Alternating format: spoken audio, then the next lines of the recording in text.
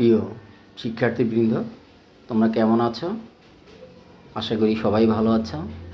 অবশেষে তোমাদের মেডিকেলের ভর্তি পরীক্ষা কিন্তু ভর্তি পরীক্ষার সার্কুলার কিন্তু দিয়ে দিয়েছে। হ্যাঁ, তার মানে বিজ্ঞপ্তি প্রকাশিত হয়েছে এবং তোমার পরীক্ষার যে আবেদনপত্রটা সেটা হলো 10 তারিখ থেকে, ডিসেম্বরের 10 তারিখ থেকেই শুরু। হ্যাঁ, তাহলে কবে? 10 তারিখ থেকে শুরু অ্যাপ্লিকেশান, দ্যাট মিনস আবেদন, এবং শেষ হবে 27 তারিখ পর্যন্ত। হ্যাঁ, ডিসেম্বর 27। তার মানে তোমার আবেদন শুরু হবে কত? 10 তারিখ থেকে ডিসেম্বরের 27 তারিখ পর্যন্ত আবেদন শুরু হবে। ঠিক আছে। আর তোমার পরীক্ষা হবে কবে? পরীক্ষা হবে 17ই জানুয়ারি সকাল 10টায়, মানে সকাল 10টা থেকে 11টা। এই দিনটা শুক্রবার পড়েছে। দ্যাট মিনস তোমরা আসা যাওয়ার জন্য খুব ভালো, মানে খুব যানজটমুক্ত রাস্তাটা পাবে। তো যেখান থেকে আসো না কেন খুব সময় মতোই আসতে পারবে আশা করি, যেহেতু শুক্রবারে খুব একটা ঢাকা শহরে জ্যাম থাকে না। তো সবাই মোটামুটি ভালো জায়গায় ভালো একটা সময়ে বা ঠিক সময়ে হয়তো পরীক্ষা কেন্দ্রে আসতে পারবে। হ্যাঁ, তাহলে তোমার পরীক্ষার আবেদনটা শুরু হবে কবে? পরীক্ষার আবেদন শুরু হবে 10ই ডিসেম্বর, মানে দ্যাট মিনস শুরু হয়ে গেছে অলরেডি। হ্যাঁ, 10ই ডিসেম্বর থেকে 27শে ডিসেম্বর 2024 পর্যন্ত, এবং তোমার ভর্তি পরীক্ষাটা হবে 17ই জানুয়ারি 2025 সকাল 10টা থেকে 11টা। 1 ঘন্টা পরীক্ষা হবে তোমাদের। তাহলে তো টোটাল তোমাদের 100 মার্কের পরীক্ষা কত? 1 ঘন্টা সময় হবে। হ্যাঁ, ঠিক আছে, এই সময়টা নির্ধারণ করা হয়েছে। এখন তুমি যে ওয়েবসাইটে গিয়ে আবেদনটা করবা সেটা হলো যে কয়েকটা ওয়েবসাইটে আছে তুমি আবেদন করতে পারবে।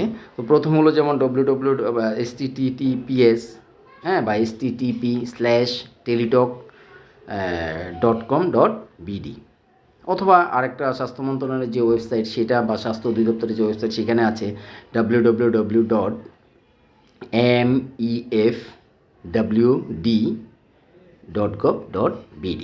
হ্যাঁ, আবার বলি www.mefwd.gov.bd। আচ্ছা, এটা হলো দুই নম্বর যে ওয়েবসাইটটা তোমার। 3 নম্বর আরেকটা ওয়েবসাইটে করতে পারবা, সেটা হলো www.dgme.gov.bd। ঠিক আছে, আরেকটা ওয়েবসাইট তোমরা করতে পারো www.dghs.gov.bd।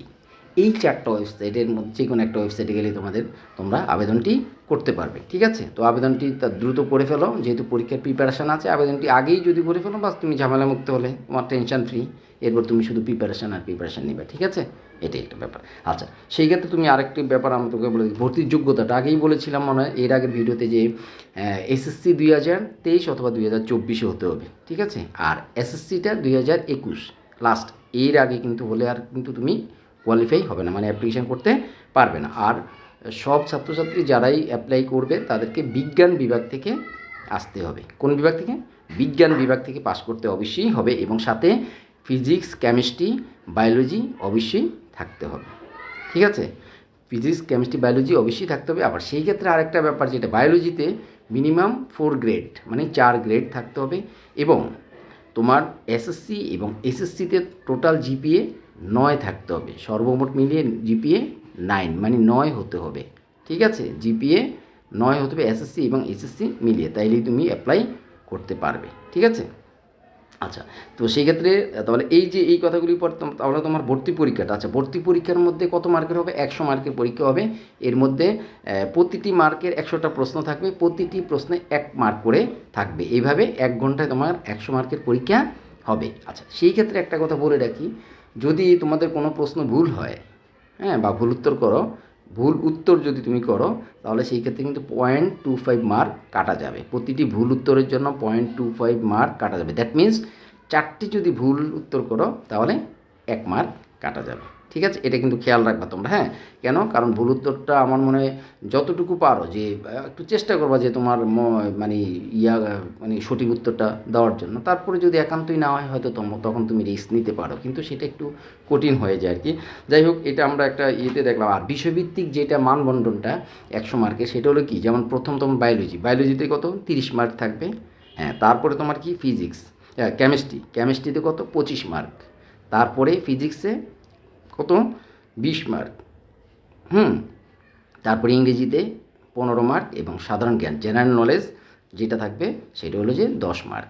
এইভাবে তোমার 100 মার্কের পরীক্ষা হবে। তো সেই ক্ষেত্রে এই যে তোমার যে সাধারণ জ্ঞান বা জেনারেল নলেজ যেটা, সেটা বাংলাদেশ ও আন্তর্জাতিক এই বিষয়ের উপরে কিন্তু হবে।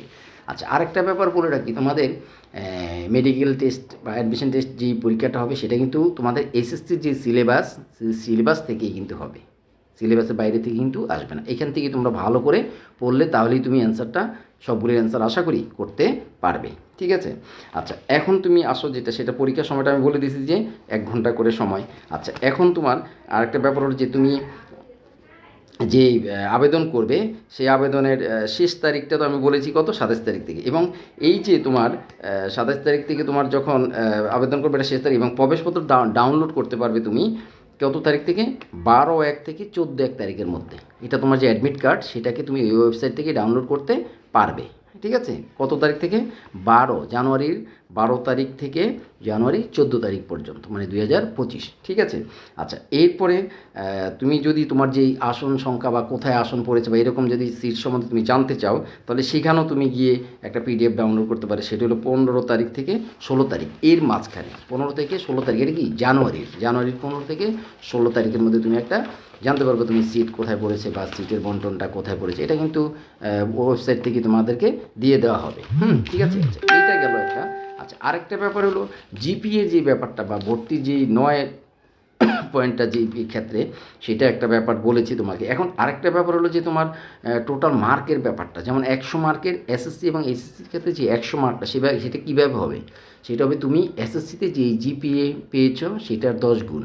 যদি তুমি এসএসসিতে জিপিএ 5 পেয়ে থাকো তাহলে 5×10 50 মার্ক এখানে আসছে।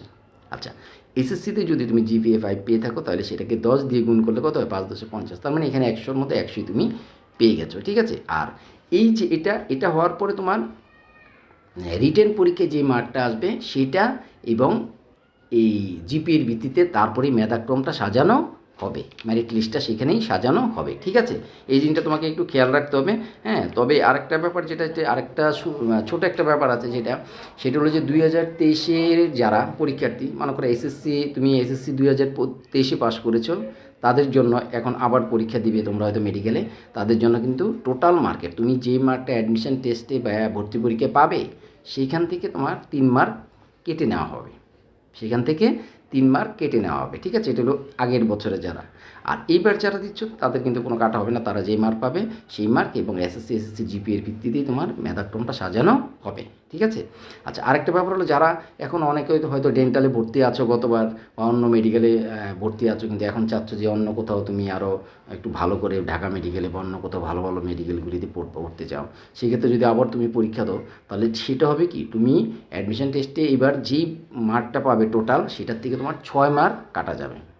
6 মার্ক কর্তন করেই তারপর তোমার টোটাল মার্ক বা তোমার মেধাটা কী হবে, মেধাটা সাজানো হবে। ঠিক আছে। মেরিট লিস্টে এইভাবেই কিন্তু আসবে, তুমি সেটা একটু খেয়াল রেখো, এবং খেয়াল রেখে তারপর তোমরা অ্যাপ্লাই করো। ঠিক আছে। তবে দ্রুত তাহলে অ্যাপ্লাইটা করে ফেলো। আর অ্যাপ্লাইটা করার পরে তোমাকে যেটা করতে হবে সেটাকে তোমাকে পড়ার টেবিলে বসে যেতে হবে, এবং খুব সিরিয়াসলি তোমাকে পড়তে হবে, কারণ কম্পিটিশান তো জানোই, মেডিকেলের কম্পিটিশান বাংলাদেশের মধ্যে প্রথম কম্পিটিশান। ঠিক আছে।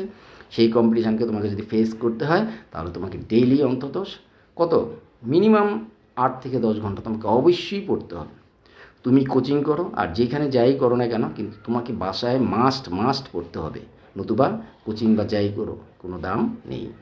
ঠিক আছে। তো আমি আশা করি যারা খুব মানে ওয়েল প্রিপেয়ার্ড তারাই শুধু পরীক্ষা দিবে এবং ডিটারমাইন্ড যে আমি টিকবো, এরকমভাবে একটা যদি তুমি ডিটারমিনেশন তোমার থাকে তাহলে পরীক্ষা দাও, এবং আমার মনে হয় যদি তুমি লেগে থাকো সাফল্য অবশ্যই আসবে, এবং আমি চাই যারা পরীক্ষা দিবে সবার সাফল্য আসুক।